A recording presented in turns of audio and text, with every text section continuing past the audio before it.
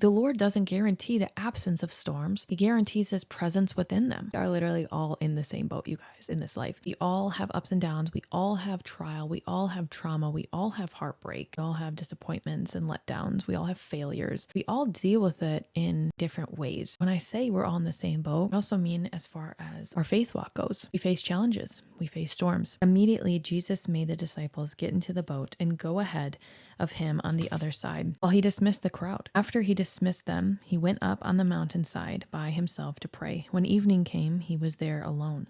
But the boat was already a considerable distance from the land, buffeted by the waves, because the wind was against it. In the fourth watch of the night, which is like 4 a.m., Jesus went out to them walking on the lake. When the disciples saw him walking on the lake, they were terrified. "It's a ghost," they said, and cried out in fear. But Jesus immediately said to them, "Take courage, it is I. Don't be afraid." "Lord, if it's you," Peter replied, "tell me to come to you on the water." "Come," he said. But when he saw the wind, he was afraid and began to sink, cried out, "Lord, save me." Immediately Jesus reached out his hand and caught him. "You of little faith," he said, "why did you doubt?" And when he climbed into the boat, the wind died down, and those who were in the boat worshipped him, saying, "Truly, you are the Son of God." Why is it that Peter had this immense faith, knew that it was Jesus?